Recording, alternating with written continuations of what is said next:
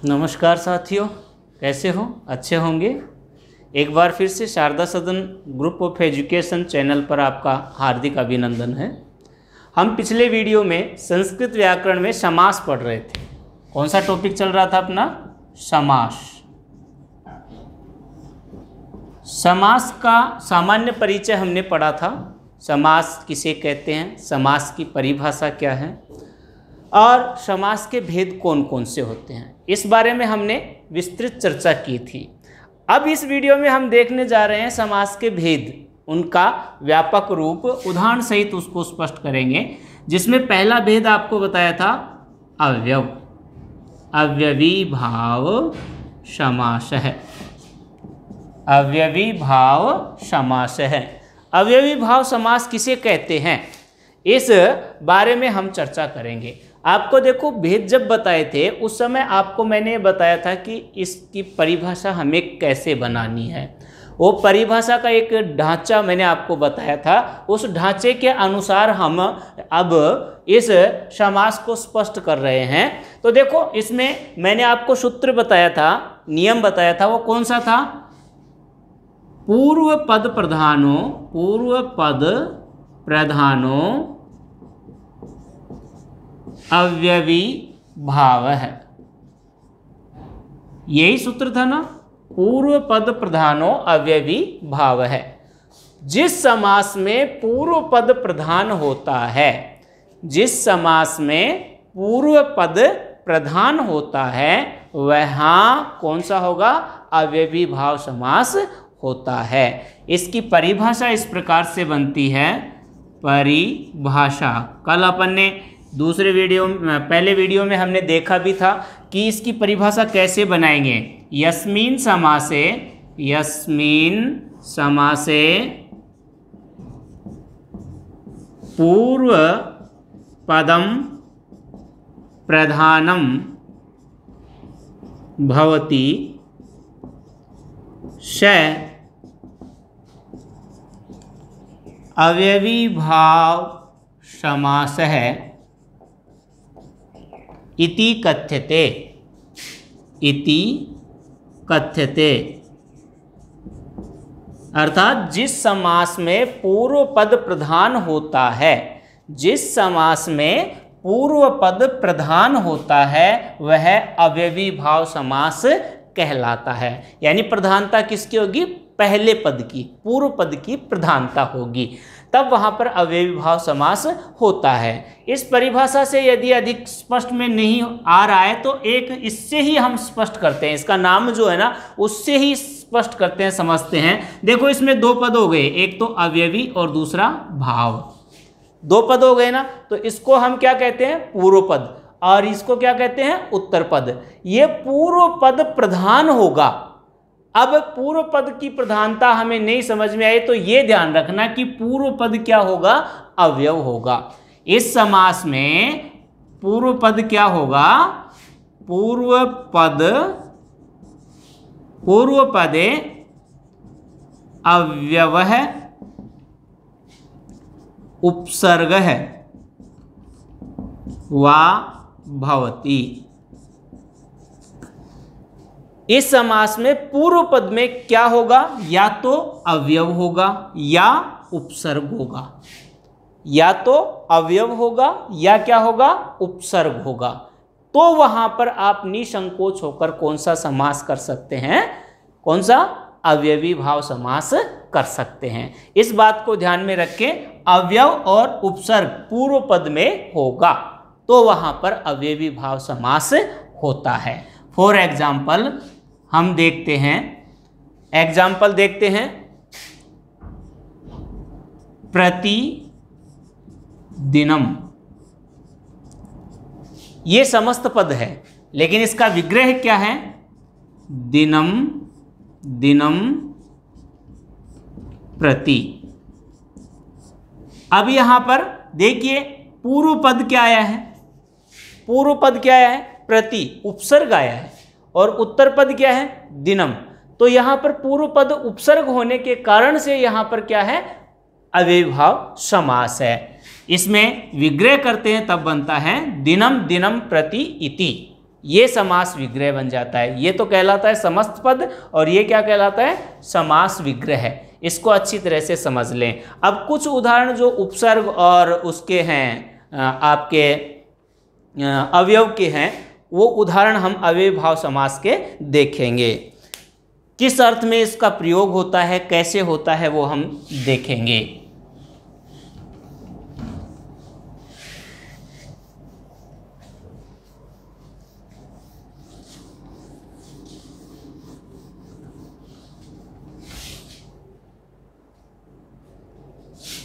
उपसर्ग देख लेते हैं पहले।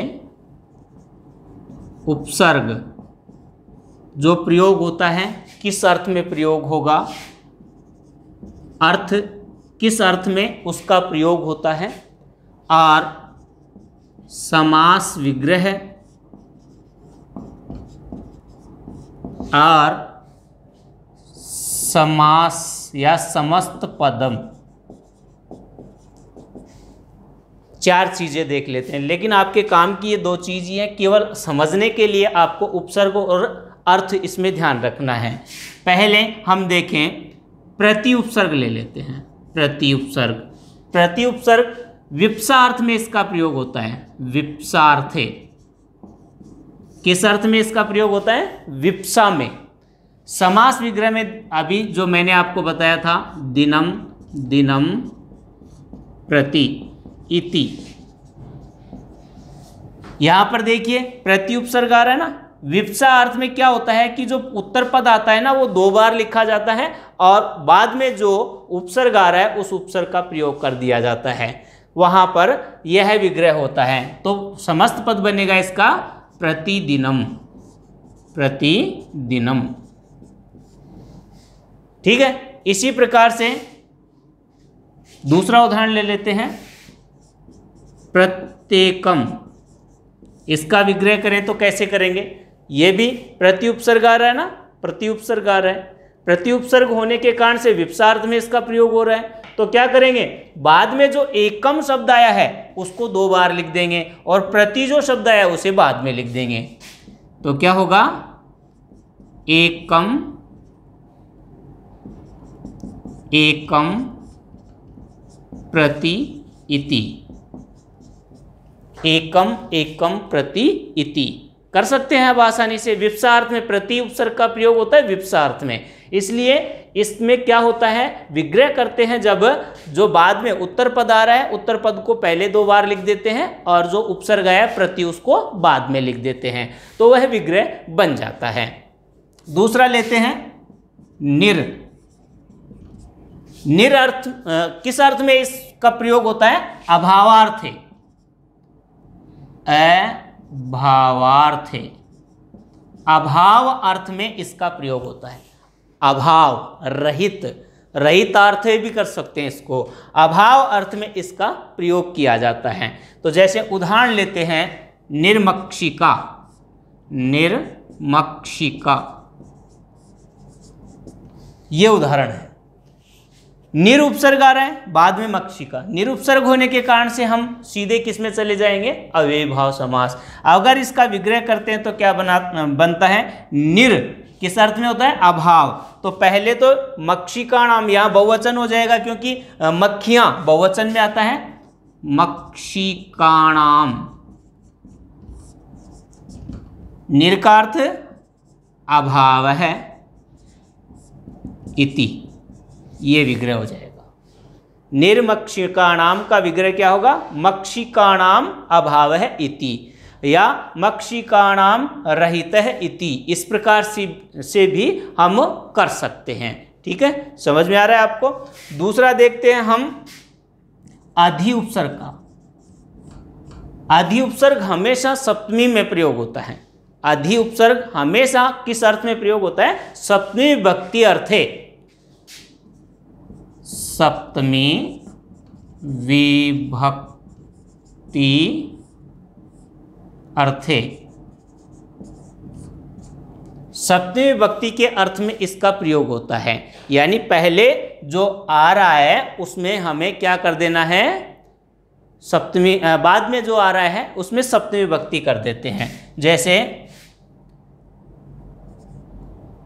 अधिहरि, अधिहरि। यहां पर अधि उपसर्ग आ रहा है ना, तो सीधे ही हम किस में करेंगे ये उदाहरण, अव्ययीभाव समास में। यहां पर बाद में शब्द आ रहा है हरि, इस हरि शब्द में सप्तमी विभक्ति का प्रयोग कर दो तो हो जाता है हारौ इति। सीधे ही इसका क्या बन जाएगा, विग्रह बन जाएगा हारौ इति। ठीक है, इसी प्रकार से हम दूसरा लेते हैं, जैसे उपसर्ग है, यह समीप अर्थ में इसका प्रयोग होता है। समीपार्थे, समीपार्थे, समीप अर्थ में इसका प्रयोग किया जाता है। किसका, उपसर्ग का। जैसे उदाहरण देखते हैं, उपवनम, उपवनम, यहां पर क्या आ रहा है, उपवनम, तो उपसर्ग पूर्व में है ना, तो कौन सा समास हो जाएगा, अव्ययी भाव। तो अब क्या करेंगे, हम इसको पहले लिखेंगे वनस्य समीपम, वनस्य समीपम इति, ये इसका विग्रह हो जाएगा। ठीक है, इसी प्रकार से दूसरा ले लेते हैं, जैसे उपकृष्णम, उपकृष्णम, तो कृष्णस्य समीपम इति, ये विग्रह हो जाएगा। इसी प्रकार से अनुपसर्ग का लेते हैं। कौन सा उपसर्ग है, अनुपसर्ग। अनुपसर्ग किस अर्थ में प्रयोग होता है, अनुपसर्ग का प्रयोग होता है योग्यतार्थ में, योग्यतार्थे, योग्यता अर्थ में इसका प्रयोग होता है। जैसे उदाहरण के लिए देखते हैं, अनुरूपम, अनुरूपम, यानी अनु यहां उपसर्ग आ रहा है, तो कौन सा हो जाएगा, अव्ययी भाव समास। ठीक है, तो कैसे करेंगे इसका, रूपस्य योग्यम इति, रूपस्य योग्यम इति। ठीक है, कर सकते हैं आसानी से। ये उपसर्ग की बात हुई। यदि हम अवयव की बात करें तो अवयव में जैसे यथा है, यथा अवयव है, इस यथा का प्रयोग जो हम करते हैं वो होता है सीमा के अंदर ही, बाहर नहीं। यथा ये होता है अनतिक्रमार्थे, अनतिक्रमार्थे इसका प्रयोग होता है। जैसे यथा योग्यम, यथा योग्यम, योग्यताम अनतिक्रम्यम, योग्यताम अनतिक्रम्यम इति। ठीक है, यथा योग्यम, यथा शक्तिम, शक्तिम अनतिक्रम्यम इति।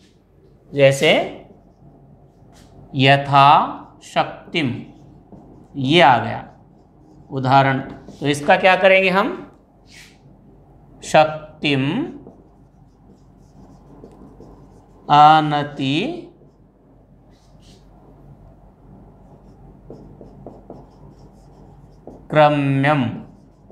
इति, शक्तिम अनतिक्रम्यम इति। तो यहां किस अर्थ में प्रयोग हो रहा है,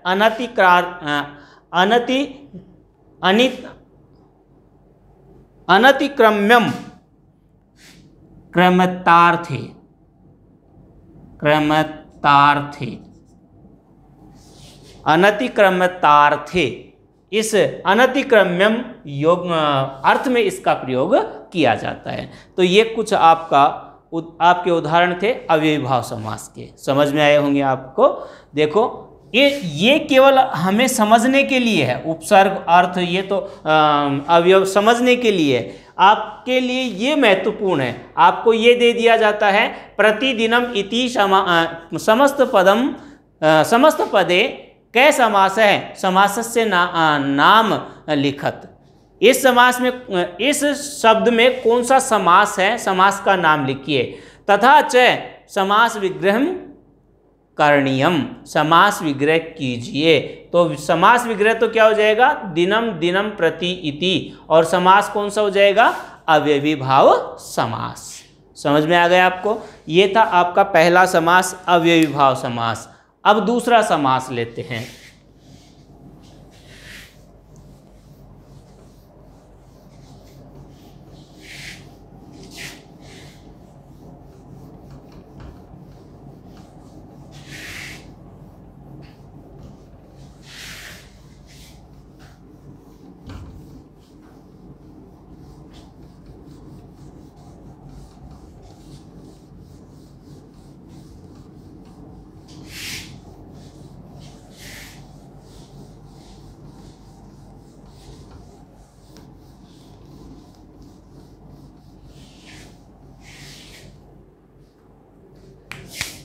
नंबर 2, दूसरा है तत्पुरुष समास। तत्पुरुष समास है। तत्पुरुष समास, जब आपको मैंने परिचय बताया था वेदों का, उस समय आपको सूत्र बताए थे, तो पूर्व पद प्रधान होता है किसमें? अव्ययी भाव में। और दूसरा जो सूत्र है मैंने तत्पुरुष समास का बताया था, वो बताया था उत्तर पदम प्रधानो तत्पुरुष है। उत्तर पद प्रधानो तत्पुरुष है, यही बताया था ना आपको। उत्तर पद प्रधानो तत्पुरुष है। जिस समास में उत्तर पद की प्रधानता होती है उसे हम क्या कहते हैं? तत्पुरुष समास कहते हैं। यदि इसकी परिभाषा बनाते हैं तो परिभाषा बनती है, परिभाषा यस्मिन् समासे उत्तर पदम प्रधानम भवति स तत्पुरुष समासः इति कथ्यते।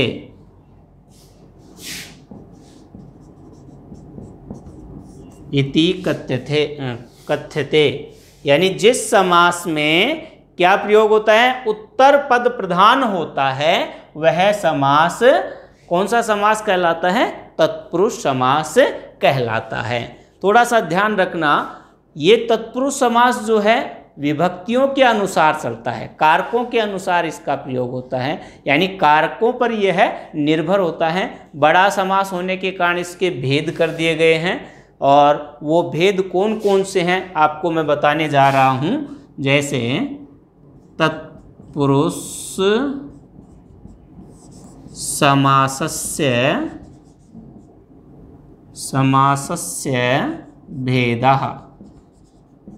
तत्पुरुष समास के भेद, तत्पुरुष समास के कितने भेद होते हैं वो आपको मैं बताने जा रहा हूँ। 6 भेद होते हैं। कितने भेद होते हैं? 6 भेद होते हैं। कौन कौन से होते हैं? नंबर 1, कर्म तत्पुरुष। इसको हम इस प्रकार से भी कह सकते हैं, द्वितीय तत्पुरुष। द्वितीय तत्पुरुष कारक के आधार पर इसे कर्म तत्पुरुष कहा जाता है, और विभक्ति के आधार पर इसे द्वितीय तत्पुरुष कहा जाता है। इसको ध्यान में रखना है। विग्रह में विग्रहे द्वितीय विभक्ति भवति। विग्रह करते हैं तब कौन सी विभक्ति होती है? द्वितीय विभक्ति होती है, यानी कर्म कारक का उसमें प्रयोग होता है। पहला भेद, जैसे हस्तगतम। हस्तगतम, हस्तगतम, यहाँ पर 2 पद हो गए ना, हस्त और दूसरा गतम। तो जो पूर्व पद आया उसमें भी उत्तर पद के अनुसार ही हम प्रयोग कर देंगे विभक्ति का। तो क्या हो जाएगा? हस्तम गतम इति। अब यहाँ पर द्वितीय का प्रयोग हो रहा है ना, हस्तम, द्वितीय विभक्ति हो गई। हस्त है प्रथमा होती, लेकिन हस्तम गतम इति हमने इस प्रकार से किया है। इसी प्रकार से ग्रामागत है। ग्रामागत है, यहां पर देखिए ग्रामागत है, ग्रामात ग्रामम आगत है इति, गांव को आया हुआ। यहां पर कारक चिन्ह भी यदि हम देखें तो को आता है हिंदी में, तो वहां पर आप ये कंफर्म हो जाएं कौन सा है, कर्म तत्पुरुष समास होता है।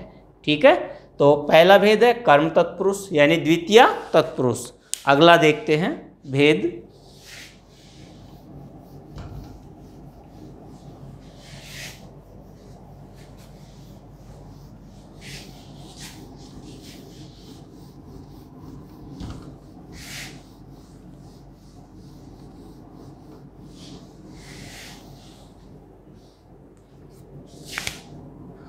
नंबर 2 करण तत्पुरुष, तत्पुरुष है,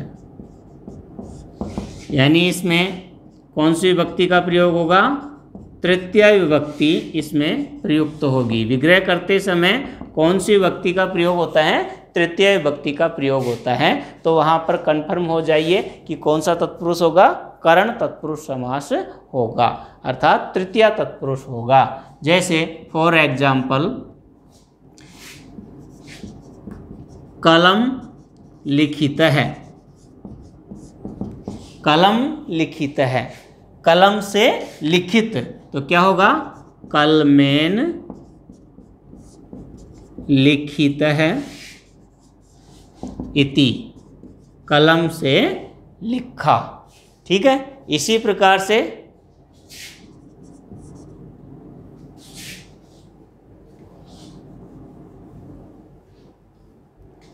व्यास कृत है, व्यास कृत है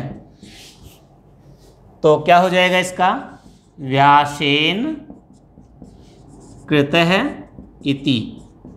ठीक है, एक एक दो दो उदाहरण ही हम समझेंगे, बाकी एक्सरसाइज के लिए बहुत से उदाहरण हैं, आप जितना प्रैक्टिस करेंगे उतना ही अधिक समझ में आएगा। तीसरा भेद है संप्रदान तत्पुरुष, संप्रदान तत्पुरुष कौन सा है, संप्रदान तत्पुरुष। इसमें विभक्ति का प्रयोग होता है, वो चतुर्थी विभक्ति होती है, चतुर्थी विभक्ति। कौन सी विभक्ति का प्रयोग होगा, चतुर्थी का। विग्रह करते समय चतुर्थी विभक्ति का इसमें प्रयोग किया जाता है। जैसे फॉर एग्जाम्पल हम देखते हैं भूत बलि, भूत बलि,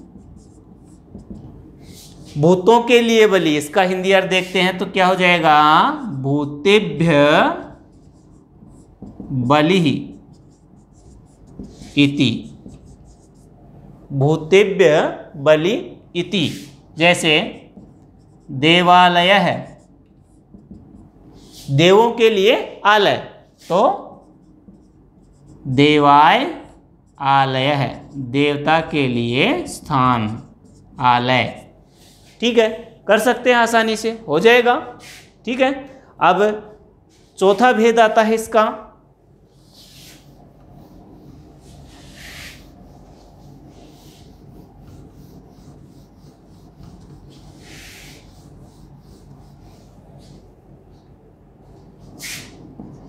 चौथा भेद है अपादान तत्पुरुष, अपादान तत्पुरुष।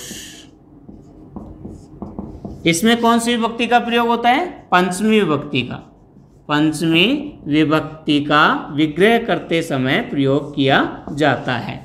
कौन सी विभक्ति का, पंचमी विभक्ति का। से अलग होने के अर्थ में कारक चिन्ह होता है इसका, अलग होने के अर्थ में इस विभक्ति का प्रयोग होता है। जैसे